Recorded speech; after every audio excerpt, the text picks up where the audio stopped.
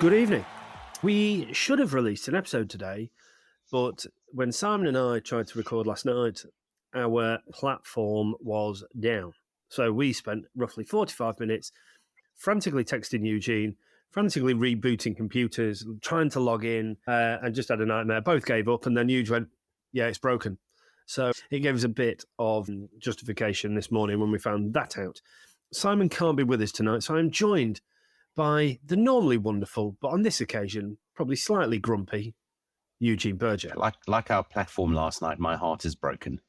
It's disappointing not to go through, but you know, you can't be disappointed. You've got to look at it and go, you drop 4 catches, you probably don't deserve to be there. Yes, the rub of the green didn't go our way in terms of a couple of decisions, in terms of, you know, the overhead conditions, the way the pitch was. But we won the toss. We decided to bat. We dug ourselves out of trouble. Really, really good game of cricket, but disappointing to see what the wicket looked like compared to every other wicket that any team has played on, in terms of the amount of spin and the amount of, I suppose, degradation that the pitch had. But like I said, don't take anything away from Australia. They thoroughly deserve to be in the final. Don't be nice to the Australians. Right, none of us like them, really. Well, I'm pretty sure. I'm supporting them in the final now, only because I want to say South Africa lost to the team that won the final. So then I'll feel more comfortable. That's a selfish position to take, because I'm pretty convinced that not many Australians actually like the Australian cricket team. That's it. That's a conversation for a different day. Yes, it is. So, okay. Let's talk about yesterday first, shall we? Because let's talk about. Well, no, we've started, so we shall finish. Oh, fair enough.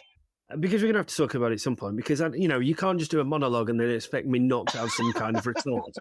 I was trying. Yeah, and you tried hard and you tried well, but unfortunately, so right.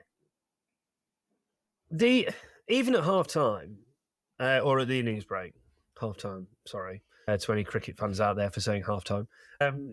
Even Pommy and Bang was saying he would still, even at that point, have chosen to bat. Yeah. I think that Hazelwood and Starr got everything out of the pitch that they could have in that first initial spell, in which they bowled brilliantly.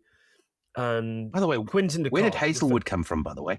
He wasn't even part of what a selection, bit of brilliance from the Australians to pick him instead of Stoinis. I mean, let's. But Hazelwood hasn't missed a game. I mean, not certainly in the latter stage. I didn't think he's played. Has he? Have I got that wrong? No, he has played. Oh, my mistake. Yeah. Mistake, he opens the ball every week. Oh. I can't remember if they'd have brought him for this game. Well, that's why. Anyway, that's why I thought it was Stoinis, right? No, Hazelwood's fair. Certainly played the last few games. Yeah, okay. But right. You say about 4 catches. Yeah. There was at least one run-out opportunity. I think when Marnus was given not out and looked very worried and actually reprieved umpire's call in terms of impact, like that changed, although he wasn't out too much. Look, I think the South Africans can be very, very proud of themselves. They've played, I think, having followed that pretty closely today, that is the best game of cricket I've witnessed since the 2019 final. Very exciting, yes. Very, very exciting. Unbelievable. Yeah. Shamsi, brilliant. Maharaj, brilliant. Miller, brilliant. Clarkson, brilliant. Yes, the top order got blown away. That can happen. But I thought on a tricky pitch, the way Miller and Clarkson applied themselves, Clarkson didn't quite make it to 50, but, at the time where they needed 2 real power hitters to really dig in and bat over, that's exactly what they did. Yeah. And I think the bowling attack performed really well, other than Marco Jansen bowled 3 overs up top, and then by the time he came back, it looked a bit disinterested. The ball, I don't know if he's a bit stroppy or he's like, well, why haven't I bowled again before now? Markram bowled brilliantly. I think anybody that's a spinner could have bowled brilliantly on that pitch, though. I mean, the amount of turn that head was getting, the ball that he got, that he got Clarkson with was phenomenal. Just being super critical of the top order. Bavuma got a good ball, and Van der Dussen got a good ball. When you look at the way Markram and de Kock got out, they could have maybe hung on a little bit. And you say hung on a little bit. I mean, they would, 12 for 3 after 10 overs or something stupid. I mean, it was ridiculous. They were absorbing so much pressure. So it just goes to show how well the Aussies bowled up front and made use of the conditions. I mean, the ball was swinging, the ball was doing a lot. And again, we could have done a bit more, but as you say, rightfully so, the way Clarkson and Miller rebuilt it and gave us the bowlers something to bowl at was phenomenal to watch. I mean, Miller's innings, it was good. To me, I mean, just to go back to what you were saying about Markram, disappointed with him, but at that point, you're just facing so many dot balls. You see a bit of a wide one and you feel like you have to chase it because you're trying to get the scoreboard moving. What I was a bit more surprised at, but maybe not all that surprised, was Quinton de Kock, because I feel like as soon as he saw one that he even thought was remotely close to his arc, he's like, I've got to hit this for six. Hell of a catch by Pat Cummins, by the way. Look, you've got to be disappointed, but to put up, 213 in the end, 240 winning score. Definitely, but they kind of fell away at the back end. You think about Gerald Coetzee. Why didn't he review it? You take that. Yeah, because it's his shoulder. His shoulder, didn't it? Yeah. Look, the Aussies it pains me to say they're coming good at the right time again, aren't they? And it's classic Aussies. We've seen them do it before. We'll see them do it again.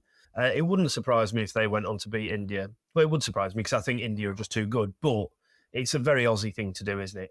To kind of really hit form when they need to. Stark, I thought, batted brilliantly, well within himself. The rest of them just looked a bit frantic. Smith just did Smith, didn't he? And just batted for a bit. Batted well. Travis Head getting 62 off peanuts.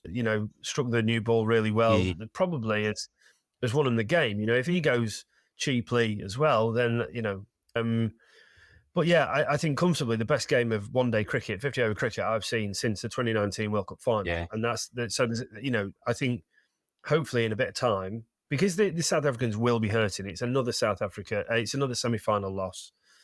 I don't think it's a choke this time, though. You can't. No, not at all. I think this time it's a good game of cricket. I mean, and again, you got to feel for Reza Hendricks. He came on for 1 over to replace Rabada, dropped that catch. And, you think to yourself, he got there, did all the hard work. I mean, it was just, it's one of those games where it's just, again, another one of those what ifs and so close and another, it's South African cricket through and through, unfortunately. But de Kock was unlucky. That inside edge off Cummins late on. He's going one way, then to have to go the other. He almost had 2 bites in it. But how many balls fell in short in front of players today? It was unreal. This is the other thing. I was thinking earlier watching it. I was like, surely in that scenario, you would want to be closer than further away to try and stop, because they're not trying to belt it, are they? So you're more in the game if you're close to the bat than you are. I know these lads hit it hard, but they should be used to that. They're all international cricketers. Look, it's a shame for South Africa. I really wanted South Africa to win and set up a good final. I think it should be a good final anyway, because I think there's 2 very good sides playing it. Depends on the pitch they play on. I mean, they can't not play on a fresh deck in a final. Surely to God. No. So okay, we'll come on to the Indian game yesterday. So I obviously shared an article, didn't I, in the group yesterday morning, and put bunch of cheating fuckers, I think was my thing, was my comment. Because as soon as I heard the news about them wanting to use a used pitch, they would back their spinners, even if they'd have bowled first. Playing in spinning conditions in India, India would back themselves to knock off a score. I don't think by the time you get to the semi-final, you should be allowed to use knockout cricket. It should be fresh wickets. Give both sides equal opportunity on a fresh wicket. New Zealand should be lucky that they didn't play on a fresh wicket, because India would have scored 600. Yeah, well, I mean that kind of almost defies my point, doesn't it? But again, a great game of cricket until Kane gets out. Yeah. The 220 for 2, when you're thinking, Christ almighty, this is on it. Another foot, maybe. 2 feet, 6 runs, and they crack on. Daryl Mitchell, brilliant again. He's one of the greatest multi-format batters in the world at the minute. That is of no question. But, I mean, look, how on earth did Mohammed Shami not play the first 4 games? I mean... He's now taken comfortably. In actual fact, I don't think did Zampa get any wickets today, because before today, no, he got whacked again against the South Africans, which seems to be it. But Shami was the top wicket taker on 23 wickets, and he still is, by the way. So yes, Mohammed Shami. Do you know he's the first bowler ever to get 3 fifers in the same World Cup. Yeah, and he's taken 2 sixers and, well, technically a 7fer. I mean, Yeah. just unbelievable. The bloke's unreal. He's absolutely unreal. The way in which he got the wiki of his I was most impressed by was Tom Latham. Yeah. Tom Latham can come in, rotate strike, get himself in, and then can go a bit. Yeah. And he's just decked one away from him. And then Latham's probably thinking, okay, he's setting me up. He'll probably go away again, and then he'll deck one back. Well, no, he decks one back. He's middle of middle. I was with Simon at the time, actually. And I was looking at something else, and he just went, that is out. Yeah. So I then look up, and it couldn't have been any more plum, could it? There's 2 players for me that really stand out in this tournament. One is Virat Kohli. I mean, he's on 711 runs for the tournament so far. And the second is Hardik Pandya for getting injured so that Mohammad Shami could play. I mean, can you imagine that he carries on playing? Shami doesn't get in. They're still playing Thacker, who gets whacked everywhere. I mean, it's just. I think Pandya is actually going to give his medal to Shami, so Shami will just have 2. Yeah, perfect. Because 2 winners' medals. Yeah, Virat Kohli though, another ton, 50th ton. He's just an unreal batter. He's one of those guys. The more pressure that's on him, the better he plays. I'm sure of it. Yeah. He's he is an absolute phenomenon, isn't he? Something that pains me, and so I'm interested to see what you think about this. I was thinking about this morning. Do I think Coley, having scored one more 100 than Sachin Tendulkar, is the best white ball 50-over batter ever? And I don't know if I do. And then I saw this article shared with a friend of mine who's an Indian cricket journalist, and it was saying about the strange relationship Tendulkar fans have with Virat Kohli. And I think there's that I have no doubt people younger than us will think that Kohli is the best thing ever, right? And maybe it's a generational thing, because I still feel a little bit more Camp Sachin, and I think that's because of my age. There's no question that Virat Kohli is unbelievable. But, Sachin came and played for Yorkshire when he made his first class debut or test debut at 16. And, I just think there's a bit more of a romanticism around Sachin Tendulkar, the little master. I just wonder whether maybe as we move forward in time, Coley kind of surpasses Tendulkar in the kind of hearts of cricket fans. But I think certainly at the minute, and certainly for our generation, that Tendulkar would still be seen as probably the greatest of all time. At the moment, I think he is. But one thing we've got to take into account is he's played almost 180 games less than Sachin Tendulkar, and he's already equaled. And he's already equaled or surpassed that record, right? I mean, it's something like 457 games. That's on 280, I want to say, 270, somewhere around there. I can't remember the exact number, but you look at that data alone and you're going, he's obviously a very, very good cricketer. There's something else. Oh, no. Virat's got one T20 100 where Sachin didn't. And again, I know that Sachin probably didn't play very much T20 international cricket from that perspective. But, the other way to look at it is, I think in terms of age difference, Sachin got to 80 international hundreds at the age of 35. And Virat's older than him. I think he's 36. Or maybe it was 34 and 35.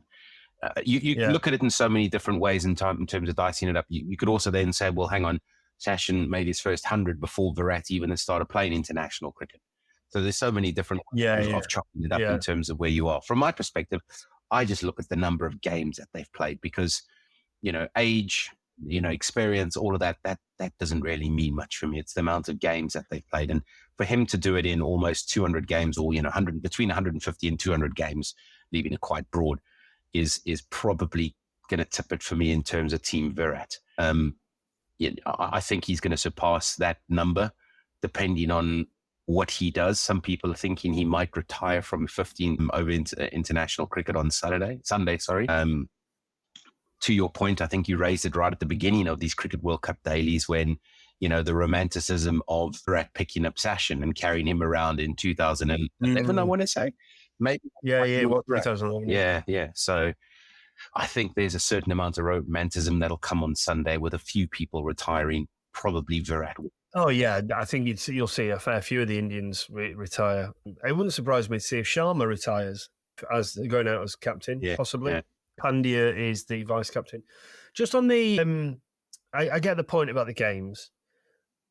Do we think, though, that obviously there's a lot more white ball cricket played now than when Sachin was playing? So if you did it on hundreds per game played, that might be a way, some kind of formula. But also, and this is a question, obviously, how do we think the way in which the style of the white ball game has changed, certainly over the past 10 or 15 years? Again, pretty much, Sachin, I think, finished in 2011, didn't he? Yeah. So, it was a very different way of approaching 50 over batting when Sachin was going, than it is now, where it's a bit more kind of cut and thrust rather than, let's get to 260 and 260 more than enough. Yeah. I mean, your case in point, Mitchell Starc actually is trying to get back to a single ball in cricket so that there's more reverse swing, more for the bowlers. It's become a bad game since, no doubt since Sachin's retired, it's become a batter's game. It's more focused on scoring 300, 400, 450. Yeah. So those hundreds come a little bit easier because it's, fans want to see more runs than you could argue today's game was better than the last semi-final because of the way that how tight it was and how, 213 plays 215 with 2.5 overs left to go. So there's different types of romanticism when you look at the cricket terms, but yeah, I'd be interested in that data, and maybe it's something we can look at and dig out during the winter, and we can actually do a little bit more analysis on that. But yeah, for me right now, just because he's front of mind, I think, Team Virat. I know that you gain Team Sachin, and I'm sure Simon will have an opinion. Well, it would be, highly unusual of us to agree with each other. More unusual for me and Simon to agree with each other. But well, let's see who agrees with the next time we've got him on. I'm pretty sure it'll be you, just to either annoy me or just make people. But look, I know we've mocked the tournament about the length of it and this, that, and the other, but now having two such good games and such kind of compelling watches over the last 2 days, I've almost forgotten the shit that had gone before it.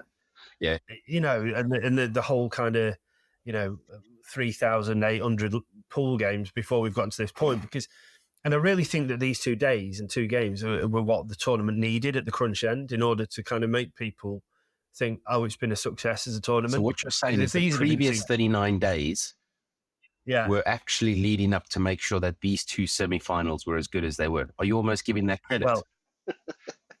Well, I mean, put it this way. Now that South Africa's out, I'm already looking forward to the 7th of December when the Big Bash starts. So I've already forgotten about the final on Sunday. Perfect. Right. There's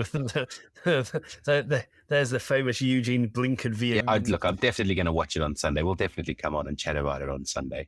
Probably do a full episode. Sunday night, yeah. Yeah, I'm looking forward to watching it, actually. I'm like I said, I think it's going to be a great game. I hope it's not one-sided.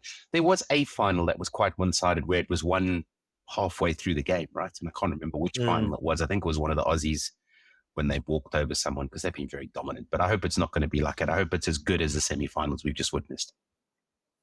Yeah, I think it'd be interesting if I'd kind of like to see Australia bat first, get off to a flyer, put some pressure on the Indians. Funnily enough, the Indians started to show a little bit of weakness before Shami came on yesterday when they were kind of like, this isn't all going our way. Yeah. And then obviously the game changed quite quickly after that. But look, what we hope it is an entertaining final. I think if it's not as entertaining as today and yesterday, then we can't be too surprised because these 2 games have been phenomenal.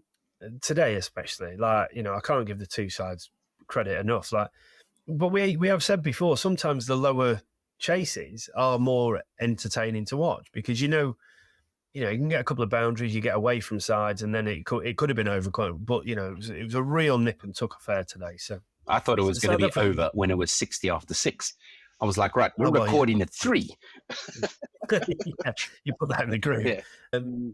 But yeah, the South Africans will be disappointed. Another semi-final disappointment for them. But they can be proud of how they've performed in this tournament and kind of look to continue that steady progress. They've got some fantastic cricketers.